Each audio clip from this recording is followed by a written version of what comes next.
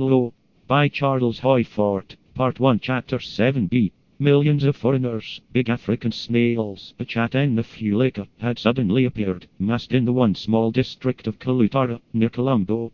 Shells of the largest were 6 inches long. One of them that weighed 3/4 of a pound was exhibited at the Colombo Museum. They were crowded, or massed, in one area of 4 square miles. One of the most important of the data is that this was in one of the most thickly populated parts of Ceylon. But nothing had been seen of these gigantic snails until suddenly trees turned knobby with the monsters. It was as surprising as it would be in New York, going out one morning, finding everything covered with huge warts. In Colombo was shown a photograph of a tree trunk, upon the visible part of which 227 snails were counted. The ground was as thick with them as were the trees. They were explained. So were the periwinkles of Worcester.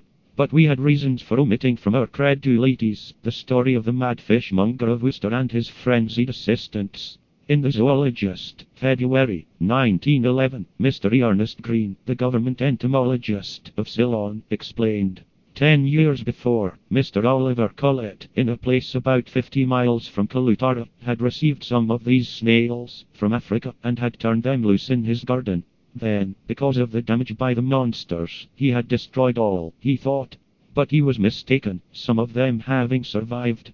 In Kalutara lived a native, who was related to other natives in this other place, Watawella. In a parcel of vegetables that he had brought from Watawella, 2 of these snails had been found, and had been turned loose in Kalutara, and the millions had descended from them. No names, no date. All the accounts in the Ceylon Observer, in issues from July 27th to September 23rd, are of a sudden and monstrous appearance of huge snails, packed thick, and not an observation upon them until all at once appeared millions. It takes one of these snails 2 years to reach full size. All sizes were in this invasion, never known in Ceylon before. How they came here continues to be a mystery. According to Mr. Green's report, published in a supplement of the Ceylon Observer, September 2nd, stories of the multitudes were not exaggerations. He described giant snails in enormous numbers, a horde in a comparatively small space, a foreign pest.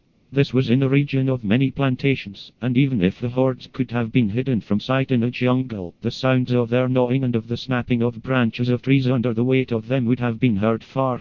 Plantations, and the ceaseless sound of the munch. The vegetarian bend, the sagging of trees, with their tops to the ground, heavy with snails. Natives, too, and the vegetarian bend, they bowed before the invasion. They would destroy no snails. It would be a sin.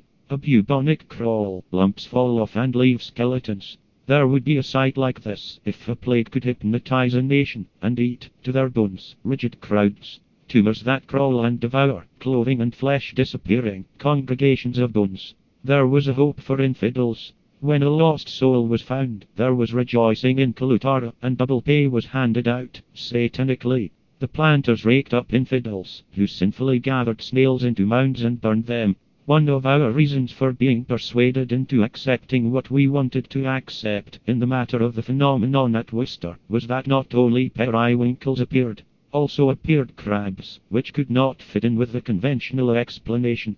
Simultaneously with the invasion of snails, there was another mysterious appearance. It was of unusually large-scale insects, which, according to Mr. Green, Ceylon Observer, August 9th, had never before been recorded in Ceylon.